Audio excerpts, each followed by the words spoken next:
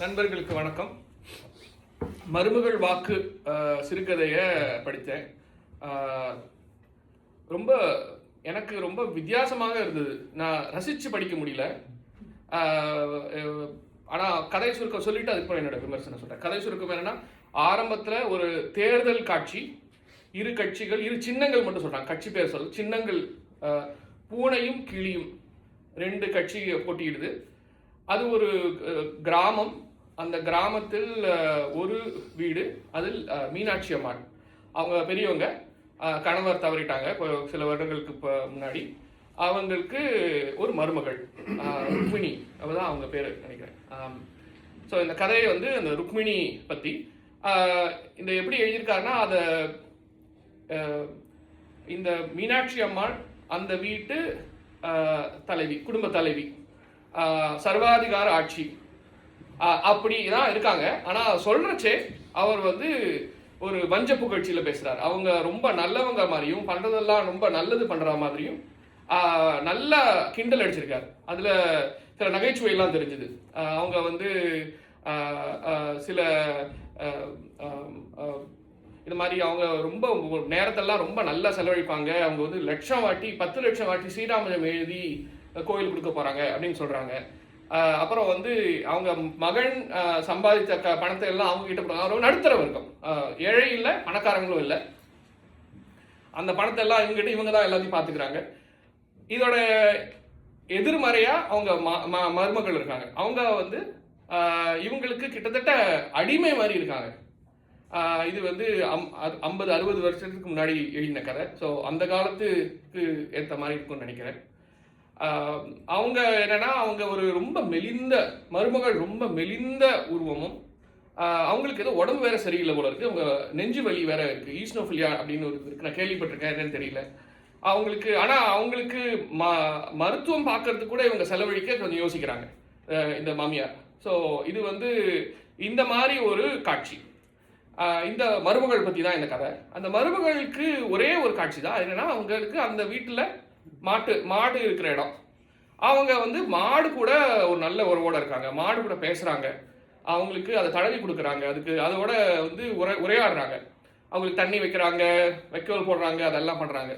அதை வந்து இவங்களுடைய அந்த மாமியாருடைய வாழ்க்கையும் மருமகளோட வாழ்க்கையும் அந்த மாடோட வாழ்க்கையும் ஒரு வரிசையில் நிறுத்தி பார்த்தா ஒரு தெரியுது, ஒரு விஷயம் தெரியுது. என்னன்னா, ஒவ்வொருத்தருக்கும் ஒரே வீட்டில் இருந்தாலும் வேற விதிகளால ரொம்ப வித்தியாசமான வாழ்வையா இருக்கு.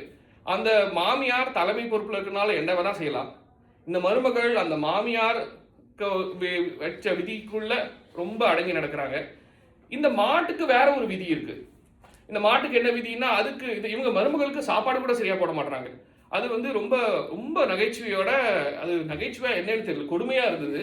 ஏன்னா, உண்டி சுருக்குதல் பெண்டிற்கு அழகு அப்படின்னா என்ன, வயல் ரொம்ப சுருங்கி இருந்தால் அது பெண்டிற்கு அழகு.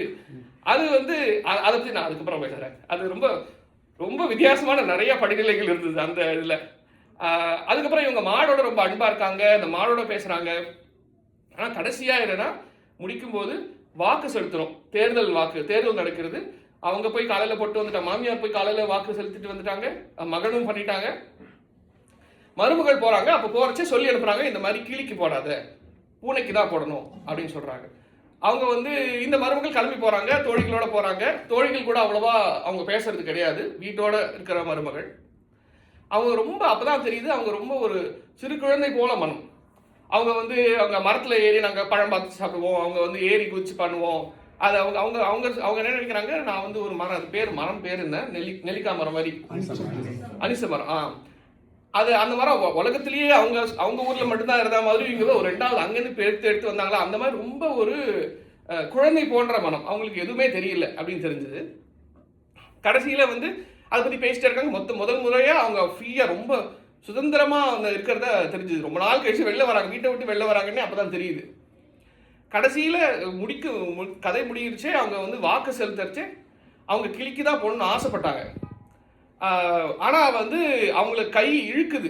அவங்க மாமியார் சொன்ன வாக்கு அவங்க வந்து பூனைக்கு போட்டு, கிளி வந்து பூனைக்கிட்ட தோற்ற கதை அப்படிங்கிற மாதிரி இருக்குது. வெளியில வச்சு யாருக்கு போட்டேன்னு கேட்சா ரொம்ப நகைச்சுவையோட மாமியாருக்கு போட்டேன் அப்படின்னு சொல்லிட்டு அழுதுகிட்டே போறாங்க. ஸோ அவங்களுக்கு நல்லா தெரியுது. ஸோ இதுதான் கதை, இப்படிதான் முடியுது கதை. இந்த கதையை வந்து என்னால் வந்து உடனே ரசிக்க முடியல. ஏன்னா இந்த காலத்தில் இந்த மாதிரி நடக்காதுன்னு நினைக்கிறேன். ஏன்னா இந்த காலத்தில் இந்த மாதிரி மருமகள்லாம் இருப்பாங்களான்னு தெரியல. ஏன்னா வீட்டுக்குள்ளே யாரும் அடைஞ்சு கிடக்கிறதுல எல்லாருக்கும் செல்ஃபோன் இருக்கு. ஸோ இந்த மாதிரி கதை நடக்க வாய்ப்பு இல்லை. அதனால இது வந்து ஒரு சரித்திரத்தில் இப்போ வந்து ஒரு 60 வருஷம் முன்னாடி எப்படி வாழ்ந்திருப்பார்கள் என்ற ஒரு டாக்குமெண்ட்ரி மாதிரி நான் பார்க்குறேன். இது ரொம்ப முக்கியமான அந்த மாதிரி இடத்துல பார்த்தா நிறைய வித்தியாசங்கள் தெரிஞ்சது. எல்லாருக்கிட்டும் இப்போ செல்ஃபோன் இருக்கு. இந்த மாதிரி யாரும் இருக்க மாட்டாங்க. ரெண்டாவது விஷயம் என்னன்னா தேர்தல். அந்த சின்னங்கள் ரொம்ப முக்கியமான அதில் ஒரு குறியீடு இருந்த மாதிரி எனக்கு தோணித்து. ஒரு பூனையும் ஒரு கிளியும் அதில் ஒரு குறியீடு இருந்த மாதிரி இருந்தது. அதில் ஒரு வரி இருந்தது. அந்த மாதிரி அது இவங்க இந்த தெருவை பார்த்துப்பாங்க அப்படின்னா அது வந்து நல்ல விதமாக பார்த்துப்பாங்களான்னு தெரியல. ஆனால் இப்போ தான் தேர்தல் முடிஞ்சது, அதில் எல்லாம் பணம் கொடுக்கறதெல்லாம் தெரிஞ்சு. அந்த காலத்தில் பணத்தை பற்றி பேசலை. ஸோ ரொம்ப இன்னும் கொஞ்சம் தர்மத்தோட தேர்தல் நடந்திருக்கிற மாதிரி தெரிஞ்சுது. அது ஒரு முக்கியமான குறியீடு. மூணாவது என்ன நான் பார்த்தேன்னா நிறைய ஜாதி பெயர்கள் இருந்தது. அதில் இந்த பூனைக்காரர் வந்து ஏதோ கோணார் ஏதோ போட்டிருந்தது, இன்னொரு வேற ஏதோ பேர் போட்டிருந்தது. இக்காலத்தில் அதெல்லாம் அந்த மாதிரி பேசுவாங்களா? அது எனக்கு அனாவசியமாக தெரிஞ்சு எனக்கு மனசில் இல்லை. அது அப்படியே ஆனால் அந்த இடத்துல அந்த குறியீடு வச்சிருந்தாதான் அந்த காலத்தில் கதை எழுத முடியும். அந்த ஒரு அடையாளமாக இருந்தது அப்படிங்கிறது ஒரு ரொம்ப ஒவ்வொரு பேர்லையும் அது இருந்தது. அது இல்லாத ஒரு கதாபாத்திரமே இல்லை. அது நான் கவனித்தேன். அதுக்கப்புறம் வந்து மூணாவது முக்கியமானது என்னன்னா வார்த்தைகள். சில வார்த்தைகள் வந்து நான் கேள்விப்பட்டதில்லை. அது ஏதோ பூனை அபேட்சகர் அப்படின்னு போட்டிருந்தது. அப்படின்னா என்னன்னு பார்த்தா அது வந்து கேண்டிடேட் வேட்பாளரை வந்து அந்த காலத்தில் அப்படி சொல்லிப்பாங்களா? அது எந்த காலம்னு தெரியல. அப்படியா? நான் கேள்விப்பட்டதில்லை அந்த வார்த்தை. அப்படியா? அது நான் கேள்விப்பட்டதில்லை. அது வந்து அது ஏதாவது சமஸ்கிருத வார்த்தையா என்னன்னு தெரியல. அது தமிழ் தூய தமிழா தெரியல. வேட்பாளர் கேள்விப்பட்டிருக்கேன், நான் அபேட்சகர் கேள்விப்பட்டதில்லை.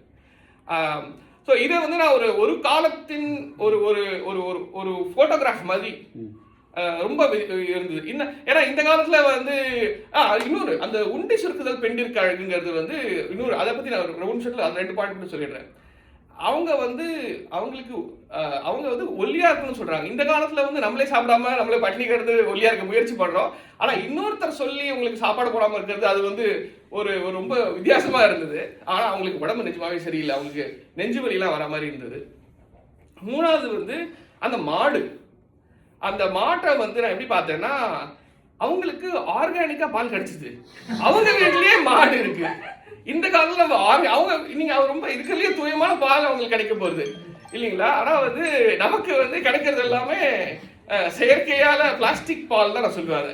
அந்த மாதிரி இருக்கு. அந்த விதத்துல நான் வந்து நிறைய வித்தியாசங்களாக அந்த அக்கால ஒரு போட்டோ நிழற்படமாக நான் இந்த கதையை பார்த்தேன்.